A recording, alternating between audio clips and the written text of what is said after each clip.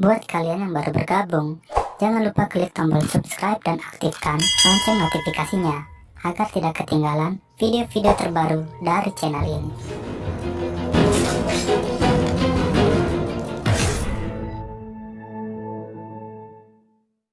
Terlihat beberapa orang pria sedang memacu kudanya dengan buru-buru. Dia adalah Raja Guang He yang beberapa hari ini melarikan diri dari kejaran pasukan kerajaan yang memberontak. Sementara menunggu bala bantuan, mereka bersembunyi di sebuah rumah kosong. Tapi tiba-tiba, ribuan anak panah ditembakkan ke tempat persembunyiannya dan menewaskan beberapa pengawal yang setia. Taiyul yang selamat dari hujan panah, kemudian dengan gagah berani menghadapi para pemberontak sendirian. Guna menghindari korban yang tidak perlu, komandan pemberontak yang bernama Min Sung Ho kemudian menantang Taiyul untuk baiwan dengannya. Diketahui Taiyul dan Sung Ho dulunya merupakan pengawal pribadi dari Raja Guang He. Akan tetapi karena bujuk rayu para pejabat, akhirnya Sung Ho meninggalkan Raja Guang He dan menjadi musuhan dengan Taiyul. Sialnya dalam pertarungan ini mata Taiyul kelilipan, sehingga memberikan Sung Ho kesempatan untuk menyerangnya. Ketika Sung Ho akan menebas Taiyul, dia dihentikan oleh Raja Guang He yang memilih untuk menyerah. 18 tahun kemudian Taiyul hidup tenang, jauh dari pemukiman bersama anak gadisnya yang bernama Taeok. Suatu hari ketika sedang berburu, penyakit Taiyul kambuh dan hampir membuatnya pingsan. Karena kondisi matanya sudah sangat parah, mereka disarankan untuk pergi ke Hua Sintang guna mencari obat. Si tabib yakin bahwa mereka akan mendapat obat jika menyebut namanya. Taeok berusaha membujuk ayahnya agar mau pergi ke Hua Sintang. Namun entah mengapa ayahnya menolak pergi ke sana, yang membuat Taeok menjadi bingung. Setelah mengancam akan pergi sendiri, Taiyul akhirnya mengalah dan setuju untuk pergi bersama Taeok.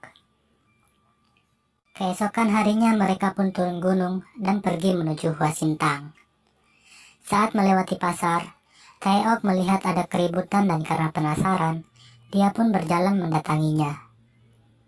Ternyata keributan itu disebabkan oleh para pedagang budak yang sedang menjual istri dari salah seorang warga setempat.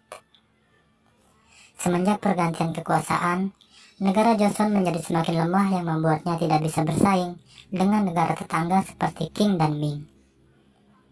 Para pedagang budak ini berasal dari negeri Qing dan dibackingi salah seorang kerabat kerajaan, sehingga para petugas keamanan tidak bisa berbuat apa-apa. Di tempat lain, seorang pejabat Joseon bernama Lee Man-hyuk sedang menjamu utusan dari negeri Qing.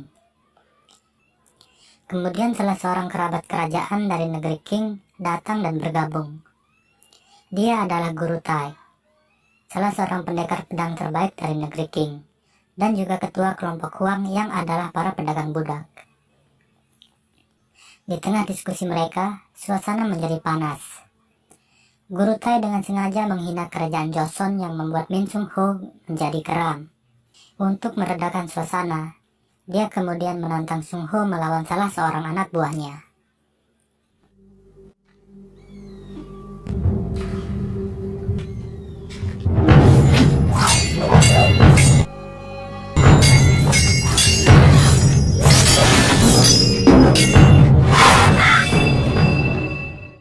Duel dihentikan ketika pedang Sung Ho hampir menusuk leher lawannya. Guru Tai dan anak buahnya kemudian pergi meninggalkan perjamuan itu. Taeok yang telah tiba di Hua Sintang harus kecewa ketika pemilik Hua Sintang yang bernama Hwason tidak memberi obat yang dibutuhkan ayahnya. Mereka pun pergi dengan kesal karena merasa telah ditipu oleh si tabib. Guru Tai datang ke Hua Sintang untuk menawarkan bisnis perdagangan budak kepada Hwason. Namun Hwason menolaknya secara halus. Merasa omongan Guru Tai semakin lama semakin ngaco, Hwason kemudian pergi meninggalkannya. Malam harinya, Hwason dipanggil pejabat Lee untuk datang ke rumahnya. Pejabat Lee meminta bantuan Hwason untuk dijadikan seorang anak gadis guna dijadikan anak angkat. Hwason menyanggupinya dan berpikir jika Taeok adalah calon yang tepat. Keesokan harinya Hwason mendatangi tempat Taeok menginap.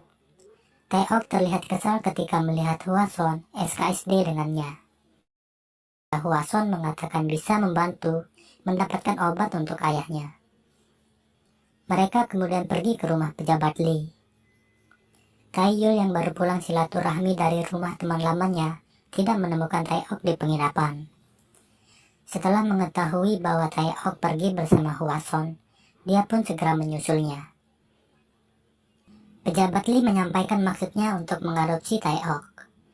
Dengan iming-iming akan diberi obat yang dibutuhkan ayahnya, Taeok dengan senang hati menerima tawaran pejabat Lee.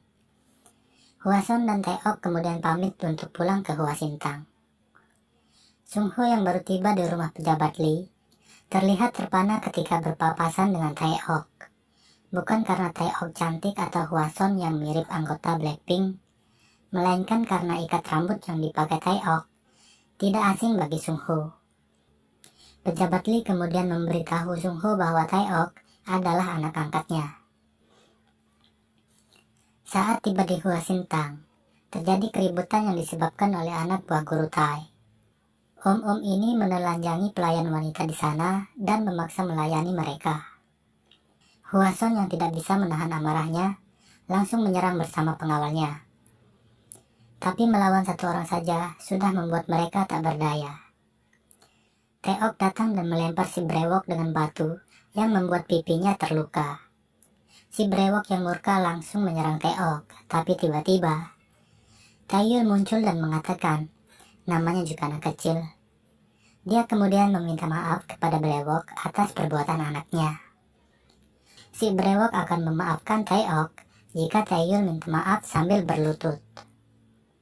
Taeyul pun menuruti kemauan si brewok, tapi si gundul di belakang brewok langsung menyerang Taeyul. Akhirnya Taeyul menunjukkan kemampuannya. Si gundul dianiaya dengan hanya tongkat kecil yang dibawanya. Mereka pun hanya bisa tersipu malu karena telah menyinggung orang yang salah. Di kejauhan, Sungho yang melihat kemunculan Taeyul kemungkinan sudah bisa menyimpulkan siapa sebenarnya Taeok. Di malam hari, Taeyul kemudian menceritakan kebenaran tentang Taeok yang ternyata bukanlah anaknya. Taeok adalah putri dari Raja Kwanghe yang dulu dikudeta oleh para pejabatnya yang haus akan kekuasaan. Dan Taeyul adalah pengawal yang dipercayakan untuk merawatnya. Taeok yang tidak ingin lagi menjadi beban bagi Taeyul, akhirnya diam-diam pergi meninggalkan Taeyul menuju rumah pejabat Lee. Tapi ternyata keputusannya ini adalah awal dari bencana bagi dirinya. Keesokan paginya, anak buah guru Tai menceritakan bahwa mereka telah dikalahkan oleh seorang pendekar misterius yang sangat hebat. Guru Tai yang penasaran langsung mengirim pasukan terbaiknya untuk menemukan pendekar misterius itu. Selanjutnya dia menugaskan si brewok dan kawan-kawan untuk mengundang Sungho ke tempatnya. Guru Tai tertarik dengan kemampuan pedang Sungho dan ingin agar Sungho bisa bergabung menjadi pengikutnya. Dia pun menawarkan harta, tahta, wanita bagi Sungho. Tapi Sungho yang setia pada tanah air beta menolak tawaran Guru Tai dan langsung pergi dari sana. Sebenarnya Sungho sangat kecewa dengan pemerintahan yang sekarang. Para pejabat terlalu mementingkan diri sendiri dan tidak memperdulikan rakyatnya. Lebih parah lagi, dana bansos pun mereka korupsi yang notabene-nya diperuntukkan bagi rakyat miskin dan kurang mampu. Sungho sangat menyesal telah membantu menggulingkan Raja Kwanghe. Dia pun memutuskan pensiun dari pemerintahan dan menjalani hidup apa adanya. Di tempat lain, Taeyul yang tidak mendapati Taeok di penginapan memutuskan untuk mencarinya. Saat melewati hutan, pasukan yang dikirim Guru Tai menyergap dan menyerangnya. Taeyul yang sedang buru-buru tanpa basa-basi langsung membantai mereka. Utusan dari negeri Qing mendatangi Guru Tai dan memperlihatkan surat yang dikirim oleh pejabat Lee. Guru Tai menjadi murka setelah mengetahui bahwa pejabat Lee ingin dia mati. Malam harinya, Kurutai datang bersama pasukannya dan membantai orang-orang di rumah pejabat Li. Taeok pun diseret dan hampir mati di penggal Kurutai yang menyangka Taeok adalah anak pejabat Li. Di sini akhirnya diketahui maksud pejabat Li ingin mengadopsi Taeok. Ternyata dia ingin menyamarkan anak kandungnya agar selamat dari konflik dengan negara Qing. Beruntung si brewok yang mengenali Taeok menghentikan Kurutai dan mengatakan bahwa Taeok adalah putri pendekar misterius itu. Sung Ho juga datang dan meminta agar Taeok tidak dibunuh. Sebagai kompensasinya, dia akan bergabung dan menjadi pengikut Kurutai. Di Hwasintang, si gundul mengamuk dan menyiksa Hwason. Dia ingin menemukan dan membalas Taeyul yang telah mempermalukannya. Tidak lama kemudian Taeyul muncul dan langsung menghabisi si gundul tanpa perlawanan. Taeyul datang untuk mencari Taeok yang kemudian langsung diajak Hwason pergi ke rumah pejabat Li. Sampai di sana, mereka hanya menemukan barisan mayat yang berjejer rapi seperti ikan teri. Tapi, Taeok tidak ada di sana yang bisa disimpulkan bahwa saat ini Taeok masih hidup. Taeyul kemudian menanyakan tempat berkumpulnya para pendekar pedang, yang dijawab oleh Hwason, kedai arak. Taeyul pun pergi ke sana dan mengobrak-abrik tempat itu. Di sana dia mendapat informasi bahwa Taeok telah dibawa oleh para pedagang budak. Taeyul kemudian melanjutkan pencariannya ke markas para pedagang budak. Tapi, setelah melakukan pembantaian dan melepaskan para budak yang ditahan, dia tetap tidak menemukan Taeok. Beruntung ada salah seorang pedagang budak yang selamat dikarenakan ketika teman-temannya dibantai, dia sedang menunaikan hajatnya di semak-semak.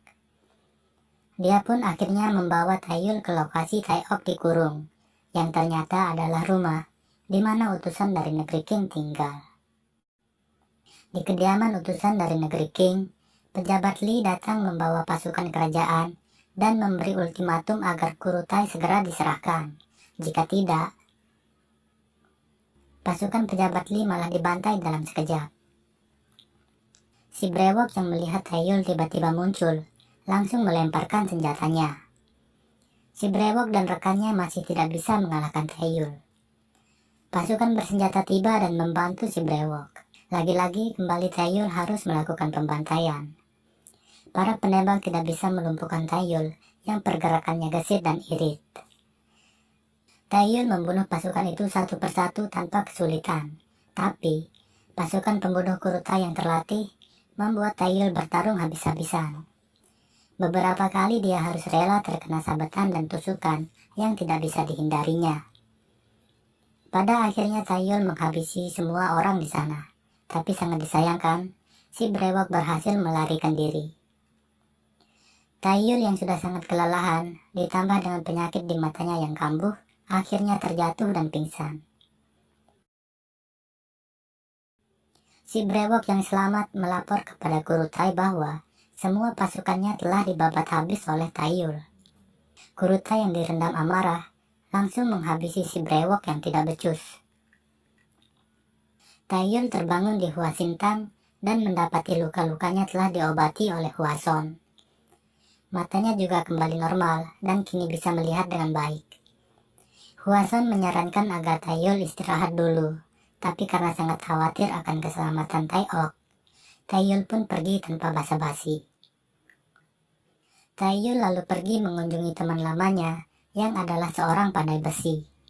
Di sana dia diberitahu jika kelompok Kurutai ada di dermaga. Dia juga diberikan pedang baru yang mirip dengan pedang lamanya. Tak ingin menghabiskan waktu, Taeyul pun memacu kudanya menuju dermaga. Sampai di dermaga, dia dihadang oleh Sung Ho yang memintanya untuk menyerah, tapi Taeyul pun bertarung kembali melawan Sung Ho setelah sekian tahun lamanya. Namun Taeyul yang dulu bukanlah yang sekarang. Taeyul mengalahkan Sung Ho tanpa membuatnya terluka, tapi Kurutai muncul dan membunuh Sung Ho yang dianggap tidak berguna. Kurutai kemudian menantang Taeyul untuk baiwan dengannya. Jika Taeyul menang, maka Taeok akan dibebaskan tanpa syarat. Taeyul pun mengikuti Kurutai ke arena di mana telah hadir utusan dari negeri Qing, Sung Ho dan pengawalnya, dan Taeok yang dijaga ketat oleh harem Kurutai. Melihat Taeok yang diperlakukan layaknya hewan peliharaan, membuat Taeyul tidak fokus melawan Kurutai. Beberapa kali dia terkena sabetan pedangnya, tapi dengan semangat baja dan tekad besinya, Taeyul berhasil menipu pergerakan Kurutai untuk mendekati Taeok dan menebas leher harem Kurutai. Kurutai yang kalap melihat haremnya terkapar, menyerang dengan membabi buta tanpa memperhatikan kode etik perpedangan yang membuat lehernya tersayat dan dadanya tertusuk pedang Taeyul yang mengakhiri hidupnya. Selesai sudah perjalanan Taeyul menyelamatkan anak gadisnya dari perbudakan. Akhirnya mereka kembali lagi ke gunung, di mana mereka menjalani kehidupan dengan damai. Dan film pun